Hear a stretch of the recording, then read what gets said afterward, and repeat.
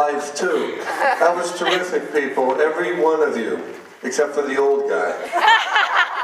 Okay, we gotta get a little fun together because he's having trouble getting into college, so we want to get him a nice scholarship for this guy. No, actually, he's helping out because he's an incredible music educator himself. So what's happening here is you just heard and felt, more importantly, this very musical, young, artistic group. There's two things I want to talk about, though, that I think we could take it up a notch from where you are. Again, Mr. Engel, Mr. White, everybody else, they're much better at teaching you the notes, the rhythms, the articulation than I'll ever be.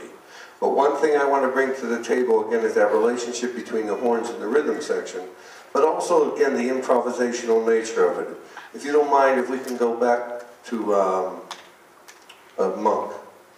I mean you, thanks. I mean you. Ironically, Mr. Tomorrow, the great jazz educator from Pittsburgh, Pennsylvania, who did this arrangement, he stole it from me. No, we like to do this tune with the beat that, what's your first name? Yeah, Stefan. Stefan, go ahead, play the second line, go ahead. Just play the beat, don't worry about the song. That's a happening groove, isn't it? There you go, take it easy. New Orleans. Oh, when the Saints will go marching in, right? Oh, when the Saints, where's that tuba player? Come marching in. That's what, this is the roots. This is the roots of the tune. I gotta throw you out, is that okay? Bring it down, bring it down. May I play?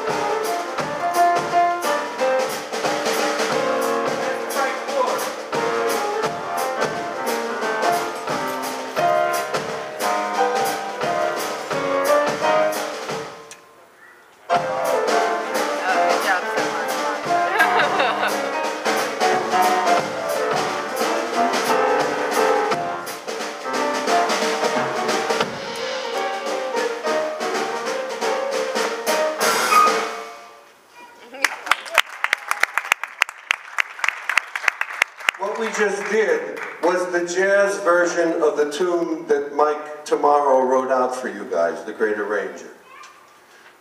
It has to feel like that, even though you're reading.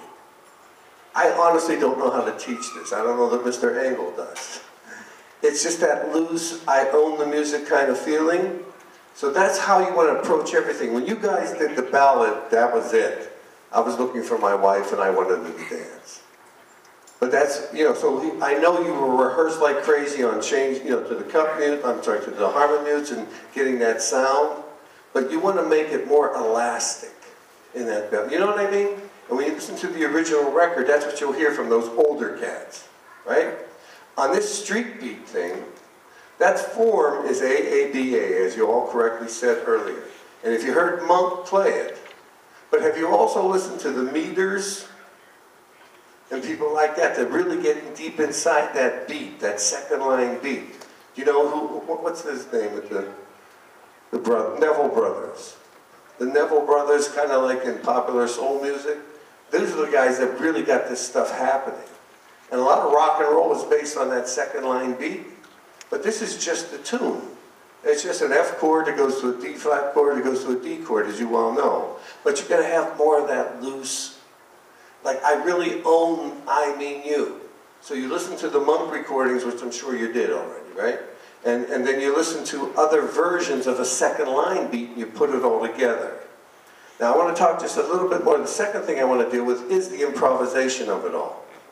For everybody, including you guys that don't have a quote-unquote jazz solo, you still want to play your part as if it's a quote-unquote jazz solo. You want to make it give that same, like it's the first time you're playing it, and the dance is like that. So, can we play the head to I Mean You at letter whatever.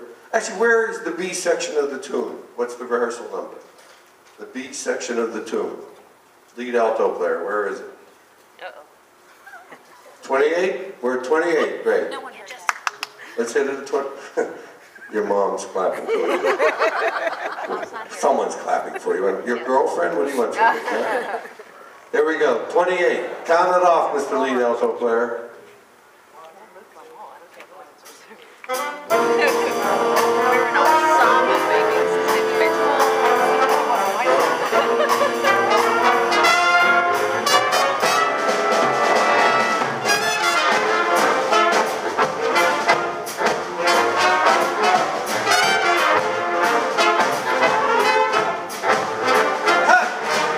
Okay, can I hear just the saxophones and drums for that last A section? Where am I talking? You guys know where I am? Great. 1, 2, you know what to do.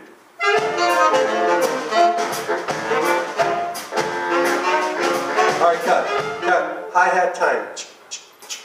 1, 2, 1, 2, 3, and.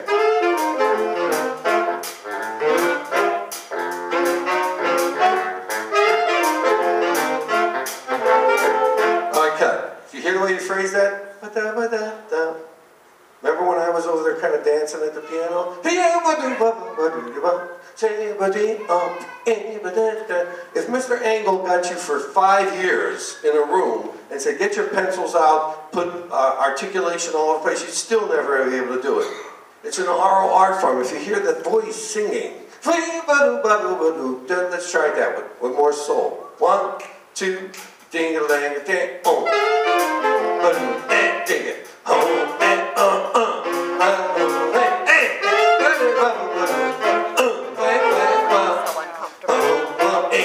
all right, cut. Tell me about Thelonious Monk. When Thelonious Monk would play this tune at the half note with John Coltrane on the saxophones, they'd be playing this, he would stand up from the piano, and what would he do? He'd be dancing around.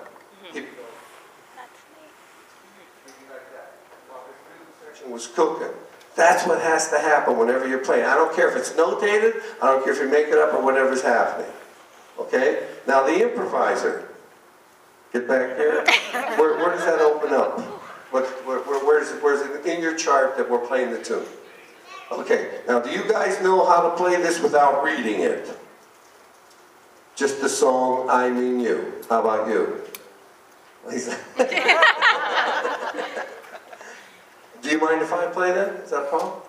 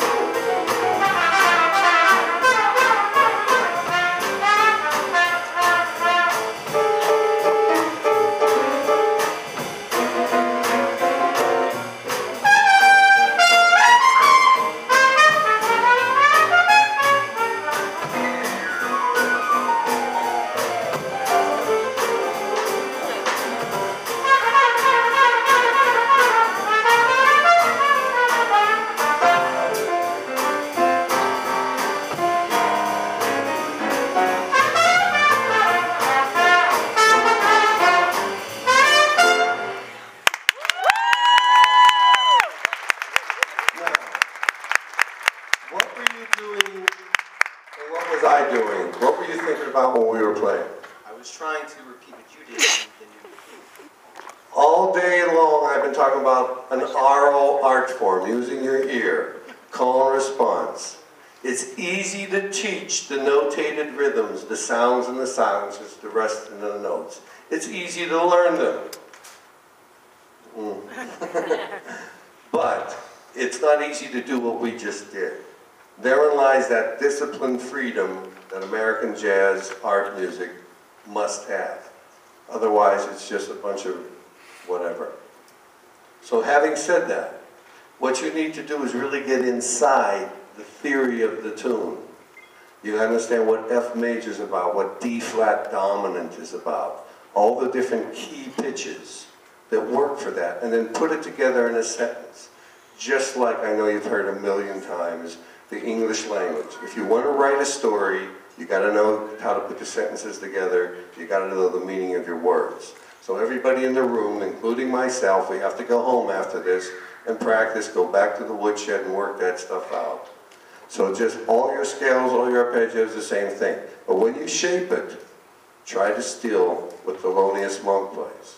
Try to steal what John Coltrane plays on those records. Really listen to him and try to strive for that type of thing. Cool. Peace.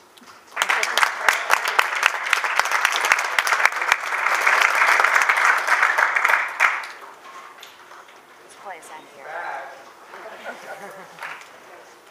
I think we should go for one.